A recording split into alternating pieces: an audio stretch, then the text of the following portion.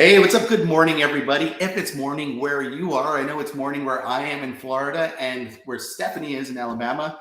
And welcome to another episode of Conversations with Chris, where we have no scheduled times, no rhyme or reason. It's really in alignment with the way I live my life, spontaneous AF. So I like to talk to interesting people that have got great jewels of business and life to share. And today I have one of those people who also has the butter tonsils of the South, Stephanie Lee. She is an extraordinary realtor down in Alabama, a family woman, amongst other things. And she's built quite a successful business for herself. And I just wanted to talk to her about that and let all you guys listen. And again, we're live, so feel free to ask questions. Just put them right in the comments. So without further ado, we have Stephanie Lee. Yay! Thank you for having me, Chris. Yeah, my pleasure. My pleasure. So I always like to start off these things like, I know a lot about you. I wanted to share it with everybody. So tell us a little bit about your journey, about kind of getting into real estate, building up that successful business. I mean, you're right there. I mean, you've had years where you've done, close to 50 transaction sites, right? I have, yeah. Yes, tell us about that journey. Well, excuse me. I moved to Alabama in 2016 after teaching for 25 years and moved from Mississippi. And so I applied for a lot of jobs and did not even I got one interview. And so I said, you know what? I like people. So I answered an ad to be a real estate agent. And I went to school in June of 16 and took my test and I passed it. And here I am. And it was kind of tough getting started in a place where I didn't know anybody. And, being a teacher for 25 years, I didn't have any kind of business sense. So I've learned a lot along the way, and I've met a lot of people and gotten a lot of good information from some of the workshops I've been in, and just from, just contact with people and doing the networking things. And then, of course, your coaching has been tremendous for me. I've learned so much and found out so much from other agents whenever we are in those meetings on Wednesday morning.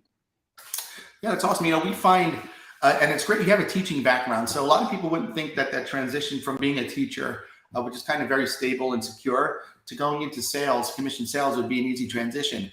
One thing I always say about teachers, and you and I share this, is that we're avid learners. And I think that initially you teaching, you coming in as a teacher had a huge benefit to you learning.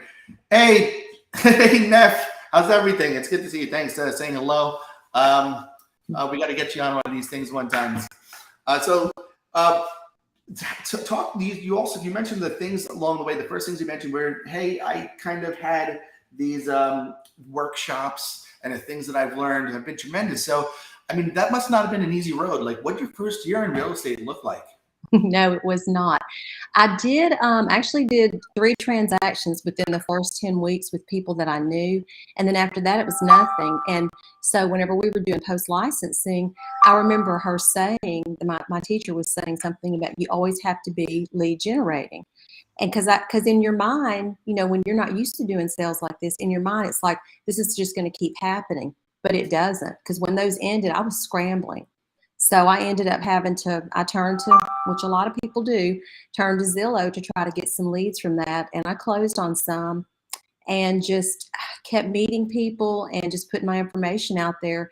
And then my sphere started sending me some, some leads and I still do. I've tried some different things too. I don't want to say anything what I've tried, but some other things, but which I was not as successful with. But just one of the things that I've really learned is to keep in touch with my sphere and people that I worked with and people that I know. And business is starting to come in because of, my relationships with them and me nurturing those. That's awesome. So you said a few things there. And learning this early, that lead generation is always job number one. And I work with business owners from all categories, and nothing matters until you have enough leads. Then it's working on that presenting, that sell, that customer service, the conversion rates. You said you tried a lot of stuff. So you started off with purchasing leads, and you had some success with that. And then you said something, you said, hey, then I started getting referrals and I started getting repeat business and referrals from my sphere. So that tells us that you were really customer centric and like really did the right thing. And I work with top agents around the country, and the biggest opportunity they are losing out on is their past clients. So many people are just on to the next deal. And it's the mentality of a lot of people that, why would somebody else want to do business with me again? And going for that new business. So you started off with paying for leads, then you started getting repeat and referral business. At what point was there like a tipping point where you started to say, hey, this is really working for me. Let me just start nurturing that. And what are some of the things that you did with your tribe, with your clientele, to ensure that you got that repeat and referral business? Well, a year ago, when I moved to the company I'm with now, to the brokerage I'm with now, I really amped up my CRM and started sending, and I have an assistant that helps me, and she started sending articles and different things to them that are really of value, not just like, oh, I might want to read it or I might not. It was stuff that I thought would help them.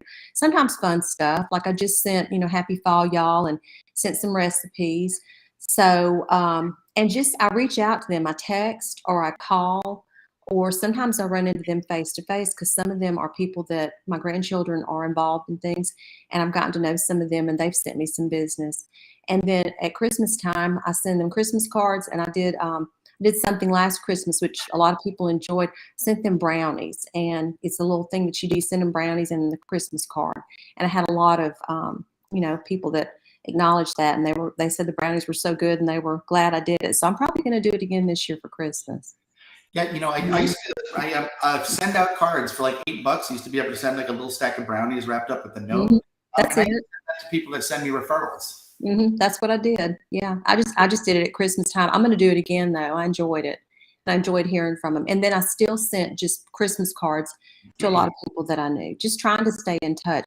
That's something I really need to do more of, and I'm trying to get better at that because I know how important that is. Well, so when you talk about, and here's an accountability portion, like you're looking to let everybody know what's some things you're looking to do. I mean, because whenever something's working, we want to step on that gas pedal, man. We're getting a lot of juice out of that squeeze. What are some things you're looking to do or implement in your business moving forward, like the new stuff we're going to see from Stephanie? Well, I'm going to start working with some new construction. There are a couple of subdivisions that are going up here, and I've because of some people in the coaching program, Raquanda specifically, I'm having my assistant do some things with my website so that people can go to links that take them to some new construction things. Also, there are a lot of people right now that are having trouble making their house payment because of the economy and gas prices and grocery prices. And so I'm going to start reaching out to people in pre-foreclosure, which I already have, and I've already helped some people.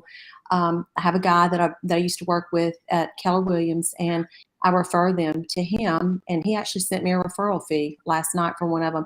He helped them save their house. I mean, they were about to go into foreclosure, and so anyway, I'm going to try to reach out to more people because I think that's going to happen more and more, and either refer them to Darnell or actually ask them, look, let me put it on the market, because I think if we can get it under contract within a month, that you can get out of pre-foreclosure. So those are some of the things I'm concentrating on, and then continuing to work my sphere, just staying in touch with everybody. Yeah, that's awesome. So it's new construction is huge right now, and I kind of when everyone was shut in and COVID was happening, I had the feeling that new construction would boom after that. So it's I was in builders and stuff. Is that happening in Alabama? New construction, but what I'm seeing in Alabama though too is I'm seeing price decreases, and even the new construction, they're decreasing the prices, and they're also giving incentives with the interest rate. With the interest rates going up, D.R. Horton right now has a 4.4% interest rate, and I'm not sure if that's adjustable rate, if that's just for a period of time. I need to research that, but right now that's a good thing since interest rates are over 7%. Yeah. No, one of the things that we talked about, like with our community, our coaching community, is something I used to do is working with the lender to find out about buying down, really knowing your numbers, because when it comes to buying a home, it's all about the monthly expense. How much can that person afford to pay monthly? A buyer only cares about purchase price and interest rate because it affects their payment. That's it. So how much would they save if we brought down their interest rate by put 1 points, 2 points. And because a lot of times the seller chipping in for that, offering an interest rate buy down, is much more cost effective for the seller and advantageous than if they were to drop the price by that much, right? Yes, So I've already spoken. Yeah, I spoke with my lender about that, and that is something that we're going to probably have to do with the interest rates going up. I've got a little girl that I'm working. I say little girl; it's a young girl working with right now to purchase the home, and we're going to probably have to talk to the homeowner about buying down the interest rate for her.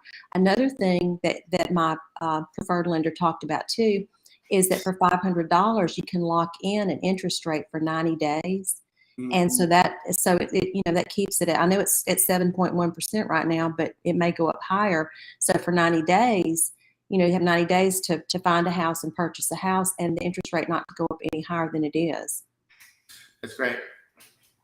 It's and by the way, people, it's back in the day of playing with that interest rate to see if it goes down lower. It's going away. And I mean, a lot of people I talk to around the country are experiencing different markets. When we look at it, this is interesting. Talking about the numbers, and like Stephanie, let's nerd out for a minute. Inventory is still low. Interestingly enough, it's starting to feel like a buyer's market where the buyers are not jumping on properties. They're kind of, let me see, I don't know. And that's because of that apprehension about the instability of the interest rates and whatnot. But when we talk about a housing supply of less than 6 months, that's considered a buyer's market, but there's still low inventory. I mean, so are you experiencing that over there in Alabama?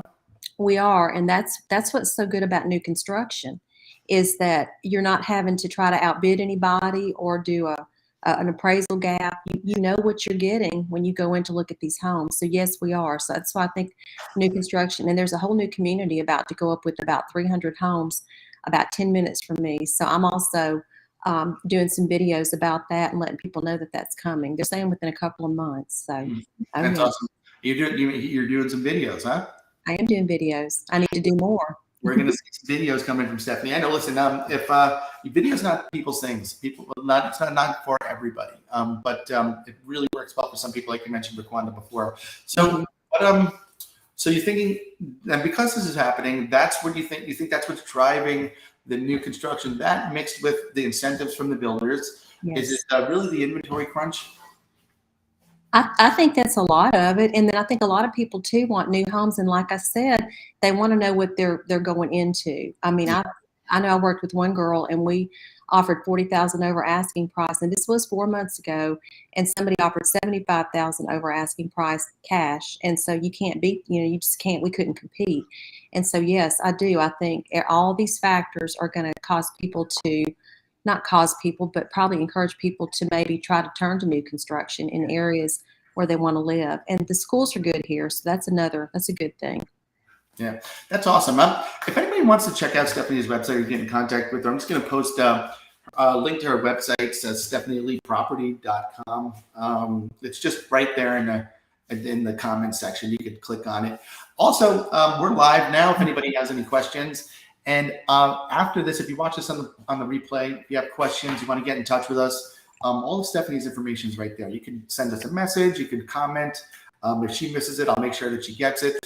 And Stephanie, what's coming up? What are we excited for? What are we excited for coming up on the horizon for you? Well, I think the market it's picking up a little bit around here.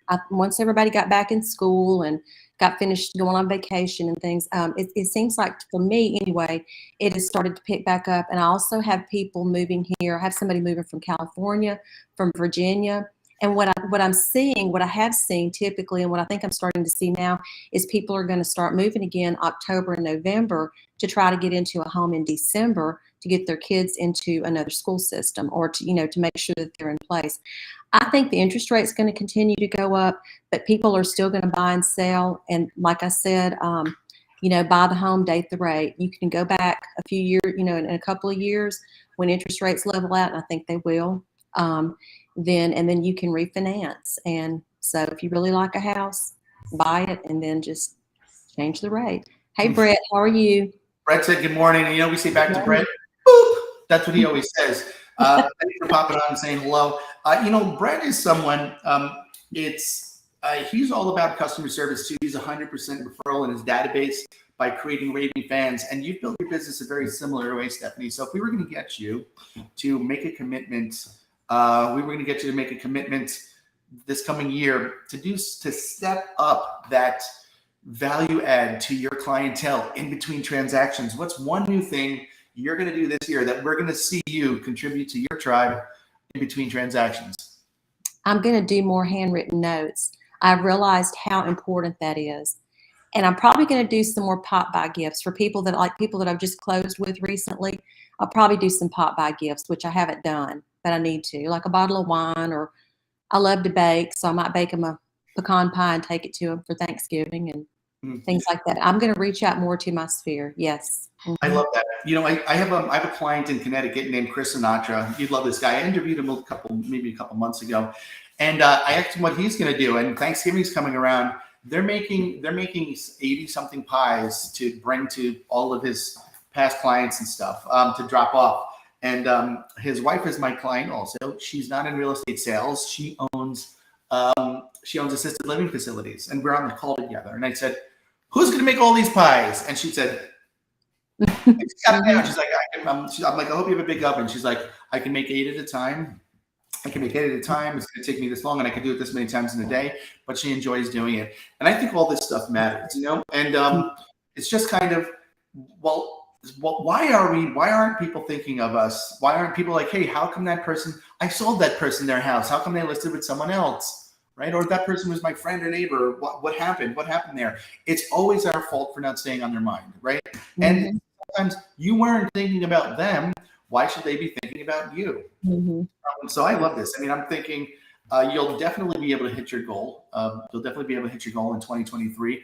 It starts now, going into it strong, getting all these things set up and making sure you can execute it with effortless ease, right? Mm-hmm. Yes. I mean, you know, this always seems very easy for you. I can listen to you talk all day.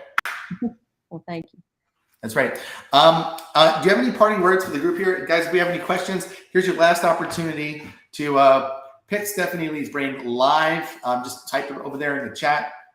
Otherwise, we'll get some parting words from Stephanie.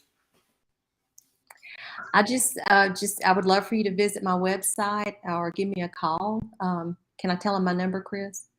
If you want to put your number out here as you do it, I'll type your number. I'll type your number in the comments. It'll be there. Go ahead.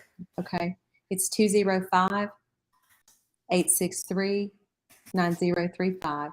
205-863-9035. 9035. And I would love to help you with any real estate need that you have.